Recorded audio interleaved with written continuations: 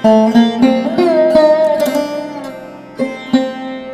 से बोलो जय माता की। प्रिय वृश्चिक राशि के दर्शकों, आज हम बात करने वाले हैं जो 12 वर्षों से आपके जीवन पर आंधी तूफान की तरह समस्याएं चल रही थी, वह समस्याओं का समापन का समय बहुत ही नजदीक आ गया है। वह समय होगा 1 मई 2024 से लेकर 14 मई 2025 तक। आपके लिए एक बेहद बहुत अच्छे समय की शुरुआत होने जा रही है।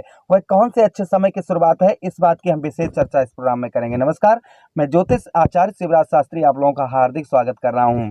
आज हम बात करने वाले, और आप लोग एक बात और भी सोच रहे होंगे कि आज शास्त्री जी, गुरु जी इस तरीके से वीडियो कैसे बना रहे हैं, तो आपको अवगत करा दें कि हम छोटा सा एक भंडारा मां पूर्णागिरि उत्तराखंड में करने के लिए जा रहे हैं, जहां पर हमने अभी तक किसी का सहयोग नहीं मांगा है।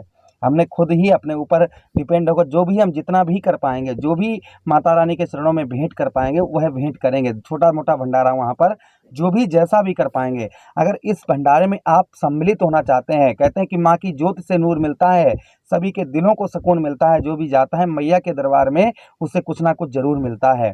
तो आप भी अगर कुछ भी आपकी जो भी श्रद्धा हो, अगर उस भंडारे में आप जो भी कुछ करना चाहें, आप देखिए इस भंडारे में अगर कुछ करेंगे, आप थोड़ा सा भी दान करेंगे, तो देखिए आपका कहीं ना कहीं वह धन, आपका धन जो है वह पुण्य के कार्य में जाएगा। ये मैं आप जो भी करना चाहें, जो भी आप हमारा सहयोग करना चाहें, तो आप हमारे फ़ोन नंबर स्क्रीन पर आ रहा होगा, इसी नंबर पर आप फ़ोन पे या गूगल पे जो भी आप चलाते हो, उसके ज़रिए से आप जो भी श्रद्धा आपकी हो, आप हमारे इस भंडारे में आप सम्मिलित कर सकते हैं। चलिए अब हम बढ़ते हैं उन समस्याओं की ओर जो आपके जीवन पर चल रही थी। तो आपको बताते चलें, देखिए आपके ठीक कौन से भाव पर, आपके ठीक मित्रों 7वें भाव पर देवगुरु बृहस्पति का पदार्पण होने जा रहा है। कब होने जा रहा है? 1 मई 2024 से लेकर और 14 मई 2025 तक देवगुरु बृहस्पति आपके 7वें भाव पर गोचर करेंगे। अब 7वां भाव हमारा किसका किसका होता है? 7वां भाव हमारा वैवाहिक जीवन होता है, हमारा दाम्पत्य वैवाहिक जीवन होता है, जहां पर देवगुरु भले ही ये शत्रु राशि, देखिए आपके सप्तमेश कौन बनते हैं? आपके सप्तमेश बनते हैं सुख समृद्धि वैभव के कारक दैत्य गुरु शुक्राचार्य जी, और शुक्राचार्य जी के परम मित्र हैं कौन है? देवगुरु परम शत्रु क्षमा चाहेंगे, परम शत्रु कौन है? देवगुरु बृहस्पति। लेकिन यहाँ पर शुक्राचार्य जी अपना शत्रु किसको मानते हैं? देवगुरु बृहस्पति को। लेकिन देवगुरु बृहस्पति किसी को भी शत्रु नहीं मानते, इसलिए 7वें भाव पर इनका जो प्रभाव होगा वह हम समझने का प्रयास करेंगे। 7वें भाव पर इनका देवगुरु बृहस्पति का जो प्रभाव हमारे जीवन पर देखा जाएगा वह क्या देखा जाएगा। तो देखिए आपको बताते चलें कि यहाँ पर अभी तक आपका जैसे कोई भी कार्य करते थे आपने नोटिस किया होगा, कोई भी कार्य करते होंगे तो थोड़ा बहुत देर कार्य करने के बाद में मन में बड़ी ही विचलता, मन जो है विचलन, मन में विचलनता, यानी कि यार ये काम सही नहीं है, ये काम अच्छा दूसरा देख लें, हम ये कर लें, हम वो कर लें, इस तरीके कहीं ना कहीं आपके अंदर थोड़ा बहुत डाउट होता होगा कि हमारा पद ऊपर बढ़ जाए या हमारे कुछ और चेंजेस हो जाए। इस तरीके मन जो है कहीं ना कहीं विचलित होता होगा, ठीक है। वह मन विचलित होना आपका बंद हो जाएगा।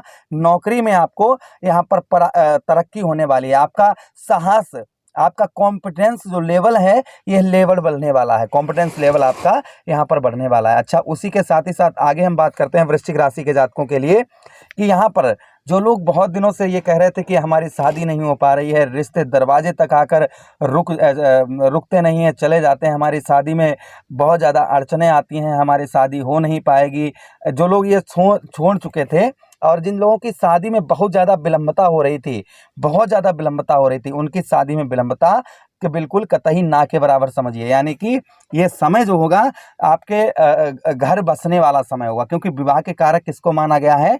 विवाह का कारक देवगुरु बृहस्पति को माना गया है। देवगुरु बृहस्पति किसके कारक हैं? विवाह के कारक हैं। तो आपके 7वें भाव स्त्री भाव पर ही जा रहे हैं, अर्थात उसी स्थान पर जा रहे हैं जो स्थान आपके विवाह का है। तो उस स्थान पर जाकर भला विवाह क्यों नहीं करवाएंगे? अवश्य करवाएं। अच्छा, जिन लोगों का कोर्ट केस कचहरी दाम्पत्य वैवाहिक जीवन खराब चल रहा है, पति पत्नी में छोटी मोटी लड़ाई झगड़े हो जाने के कारण में दोनों लोग अलग हो गए, अब डिवोर्स का नंबर आ गया, अब दोनों पछता रहे हैं कि अब क्या करें क्या ना करें, तो ऐसी स्थिति में आपका डिवोर्स नहीं होगा, डिवोर्स आपका नहीं होगा। आपका रिश्ता जो है कहीं ना कहीं आपका अवश्य ही बनेगा, इसमें कोई संदेह शंका नहीं है। अच्छा, उसी के साथ ही साथ आगे हम बात करते हैं कि धर्म, आपके धर्म के कार्यों में आपका बहुत ज़्यादा मन लगेगा।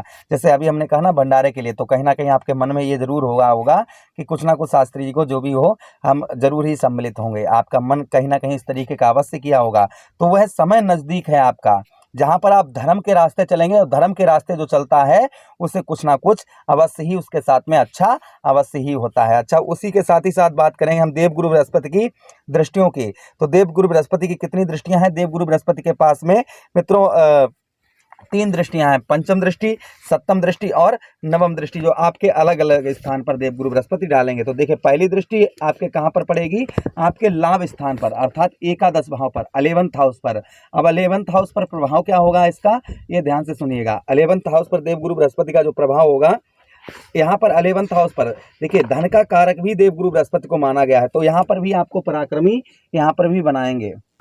उसी के साथ ही साथ आगे हम बात करते हैं देवगुरु बृहस्पति के 11th हाउस पर दृष्टि पड़ने की वजह से मित्रों, जो लोग नौकरी के लिए बहुत ज़्यादा परेशान थे कि नौकरी नहीं मिल पा रही है या अच्छी जॉब नहीं प्राप्त हो पा रही है, तो संभवतः ही अच्छी जॉब आप लोगों को प्राप्त हो पाएगी। अच्छा, उसी के साथ ही साथ आगे हम बात करते हैं कि 11th हाउस पर देवगुरु बृहस्पति का जो प्रभाव होगा, यहाँ पर मित्रों विद्वान प्रवृत्ति का, यानी कि जैसे कोई चीज़ है, ठीक है, आप सोच नहीं पा रहे थे, समझ नहीं पा रहे थे कि इससे हमें लाभ होगा या हानि होगी, जहाँ तक मतलब कोई भी डिसीजन आप नहीं ले पा रहे थे अच्छी तरीके से, इस तरीके का माइंड आपका नहीं काम कर रहा था कि हम क्या करें, क्या ना करें, कैसा करें, कैसे आगे बढ़े, है ना। ये चीज़ें कहीं ना कहीं आपके माइंड में अगर चल रही थी, तो आगे आपको विद्वान प्रवृत्ति का, यानी कि आपको सोचने समझने की शक्ति यह आपकी बहुत ज़्यादा होने वाली है, जिससे आप बहुत कुछ अच्छा समझ पाएंगे और सोच भी पाएंगे। अच्छा, उसी के साथ ही साथ आगे हम बात करते हैं देवगुरु बृहस्पति की अगली दृष्टि की।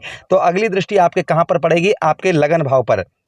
देखिए, लगन भाव पर इनका जो प्रभाव होगा देवगुरु बृहस्पति का, आपके लगन भाव पर देवगुरु बृहस्पति का जो प्रभाव, यहाँ पर आपके भाग्य में प्रबलता, यानी प्रबलता आप समझते हैं ना कि जो अभी तक जैसे कोई चीज़ है ना, तो वो रुक रुक के चलती थी, और कोई चीज़ जब रुक रुक के चलती है तो मज़ा नहीं आता, आनंद नहीं आता है, और जब कोई चीज़ सही दिशा में और सही तरीके से चलती है तो फिर आनंद भी आता है और मंजिल पर हम जल्दी पहुँच भी पाते हैं। तो उसी को कहते हैं प्रबलता, यानी कि सीधा चलना, अच्छा और सही चलना। तो बुद्धि, आपके जो भाग्य था अभी तक जो अटक अटक कर काम कर रहा था, यानी कि आपके कार्य, कोई भी कार्य जो अगर थे तो वो बन नहीं पाते थे पूर्ण तरीके से, उनमें अड़चने आती थी। तो कहीं ना कहीं वह अड़चने आपकी 1 मई के बाद में आपके अड़चने कम धीरे धीरे होकर, ये जैसे ही समय का परिवर्तन होगा वैसे ही आपकी अड़चने भी खत्म होती चली जाएंगी। अच्छा, उसी के साथ ही साथ आगे हम बात करते हैं 11th हाउस पर देवगुरु बृहस्पति का प्रभाव। 11th हाउस पर, यहाँ पर देवगुरु बृहस्पति आपको मित्रों सौभाग्यशाली, यानी कि भाग्य एक होता है, देखिए एक होता है भाग्य और एक होता है सौभाग्य। जब एक भाग्य एक होता है और सौभाग्य होते हैं ना, एक हमें कहेंगे एक भाग्य कहेंगे, और जब उसके आगे 100 और लगा दें तो कितना भाग्य हो गया? सौभाग्यशाली बनाते हैं। तो यहाँ पर आपके मित्रों दृष्टि जाने की वजह, क्योंकि ज्योतिष में साफ साफ कहा गया है कि जहाँ पर देवगुरु बृहस्पति बैठते हैं और जहाँ पर बैठकर दृष्टि डालते हैं, उस भाव को गंगा मैया की जल की तरह पवित्र कर देते हैं। तो आपके कौन से भाव पर डालेंगे? 11th हाउस पर दृष्टि डालेंगे। 11th हाउस के साथ ही साथ लगन भाव पर भी आपके दृष्टि डालेंगे, जिससे आपको वहाँ पर सौभाग्यशाली बनाएंगे। और लगन भाव पर, यहाँ पर मित्रों आपके लगन भाव पर जो देवगुरु बृहस्पति का प्रभाव जो होगा आपके लगन भाव पर, यहाँ पर आपको धर्मात्मा और धन की जो प्रॉब्लम समस्या आपके धन की चल रही थी, वह प्रॉब्लम समस्या आपके धन की भी यहाँ पर दूर करेंगे। अच्छा, उसी के साथ ही साथ यहाँ पर एक चीज़ है, आपका वेट, वजन बढ़ सकता है, वहीं पर कामी प्रवृत्ति आपकी बन सकती है। आपको ये कहीं ना कहीं गुप्त रोग वगैरह भी आपको हो सकता है, आपको थोड़ा बहुत गुप्त रोग वगैरह भी परेशान कर सकते हैं। अच्छा, अगली दृष्टि की बात करें, ये तो सप्तम दृष्टि की बात की है। अगली दृष्टि इनकी तृतीय भाव पर, आपके साहस भाव पर पड़ेगी। तो साहस भाव, तृतीय भाव पर देवगुरु बृहस्पति का जो प्रभाव होगा, यहाँ पर दानी प्रवृत्ति, यानी दान पुण्य का कार्यों में आपका बहुत अच्छा मन लगेगा। उसी के साथ साहस, तीसरा भाव हमारा किसका होता है?